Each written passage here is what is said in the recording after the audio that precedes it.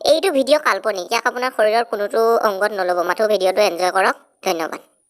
চন 2038, কিছুমানে কয় কিন্তু আমি নেমানো।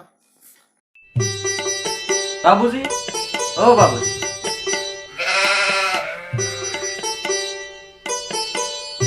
বাবুজি, ঐ জহনি যোৱা বাবুজি। কি হ'ল? মই গম পালো আপোনাৰ হেনো 5টা ককাই ভাই আছিলে, এতিয়া আপোনালোক 2টাহে আছে, তাৰে 3টা কলৈ গ'ল? দেহা, আমাৰ এই 3জন ককাই ভাই আৰু আমাৰ মাজত নাই। হয় নেকি? হয় অ দেহা। কেনেকৈ মৰিল? কি কাৰণে মৰিল? এইটো কথা মোক আজিলৈকে কোৱা নাছিলে কিয়? আৰে চুপ, জহনি যোৱা। ফ্লেশবেক মে যাও। শুনা, 2020 চনত এটা বহুত ডাঙৰ মহামাৰী হৈছিল। সেই মহামাৰীটোৰ নাম আছিল কৰোনা। এই মহামাৰী মানুহে টাচ কৰাৰ পৰা বিয়পিছিলে। ইটোৱে সিটোৱে যদি আমি হেণ্ডশেক মিলাই দিওঁ, তেতিয়া মোৰ শৰীৰৰ পৰা তাৰ শৰীৰলৈ তেনেকৈ বীজাণুটো গুচি গৈছিল দেই। এই বীজাণুৰ প্ৰভাৱ গোটেই পৃথিৱীতে পৰিছিল, আৰু ইয়াৰ পৰা বাচিবলৈ চৰকাৰে লকডাউন দিছিল। লকডাউন হ'ল মানুহবিলাক ক'তো যাব নোৱাৰিব, ঘৰতে সোমাই থাকিব লাগিব। আমি কথা পাতিলেও আঁতৰত অলপ ডিষ্টেঞ্চত থাকিব লাগিব, আৰু মাস্ক পৰিধান কৰি থাকিব লাগিব। হয় নেকি? ককাই ভাইকেইটাৰ তেজটো বৰ গৰম আছিলে, আৰু সিহঁতৰ চিগাৰেট খোৱাও চখ আছিল দেই।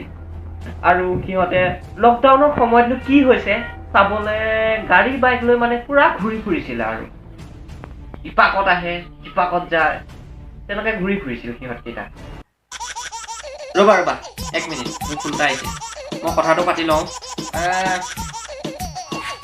ককাই দিয়ক, আপুনি বাকীখন কৈ দিয়ক।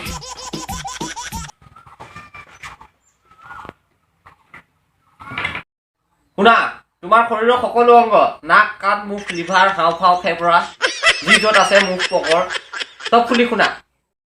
এইকেইটা কি দৰকাৰ হলে মোক গোটেই কাপোৰ কানি খুলি হলেও শুনিম। ঠিক আছে বেহেনচোদ। হয় হয়। প্ৰথমজন পণ্ডিতৰ টিকটক বনোৱাৰ বৰ চখ আছিল। সি ভাইৰেল হ'বৰ কাৰণে এজন কৰোনা ৰোগীৰ লগত ভিডিঅ' বনাবলৈ গৈছিল। ভিডিঅ'টো বনালে, কিন্তু ভিডিঅ'টো ভাইৰেল নহ'লে। সি ভাইৰেল হৈ গ'ল আমাৰ মাজৰ পৰা, আৰু একেবাৰে গুচি গ'লগৈ আৰু সি পুৰি লৈ। হয় নেকি? আৰু দ্বিতীয়জন পণ্ডিতৰ চিগাৰেট খোৱা বৰ চখ আছিলে। চিগাৰেট খোৱা মানুহৰ কথা জানোৱে, চিগাৰেট খাবলৈ নাপালে মা বাহেনে এপাহ কৰি দিয়ে।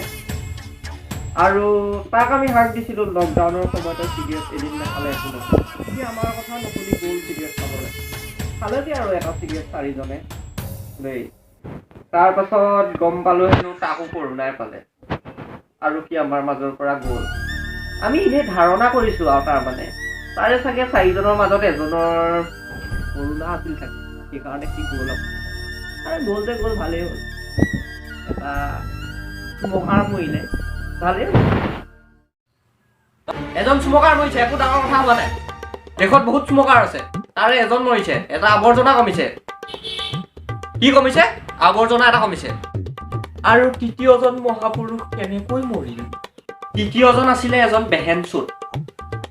সি গৈছিল আৰু ওলাই, অকণ ফুৰি আহোঁ বুলি গৈছিলে, আৰু ৰাস্তাত তাক পুলিচে ইমানেই মৰম কৰিলে, সি পুলিচৰ মৰম সহ্য কৰিব নোৱাৰি আমাৰ মাজৰ পৰা গুচি গ'ল, আৰু চিৰদিনৰ কাৰণে শ্বহীদ হ'ল সি। আপুনি আৰু বাবুজি কেনেকৈ বাচিল? মই কেনেকৈ বাচিলো? আৰে মোক সুধিছ কেলা, মই কেনেকৈ বাচিলো? মই এজন ভাল মানুহ আছিলো, মই বহুত ভাল মানুহ আছিলো। চৰকাৰৰ সকলো নিয়ম নীতি মই মানি চলিছিলো।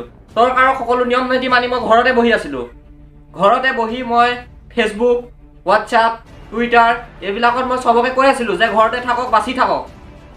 মইতো বাচিলো, মোৰ লগতে আৰু 50টা বচালো। মই ইমান ভাল মানুহ আছিলো যে চৰকাৰৰ কথা শুনি মই হাগিবলৈ মুতিবলৈ খোৱা বোৱা চব ঘৰৰ ভিতৰতে কৰিছিলো। হাগিবলৈ মুতিবলৈও মই বাহিৰলৈ যোৱা নাছিলো। মই ইমানেই ভাল মানুহ আছিলো। তই মোক সুধিছ কেলা? বছ হ'ব। আৰু বাবুজি, তই ক'ৰ পৰা হলিনো?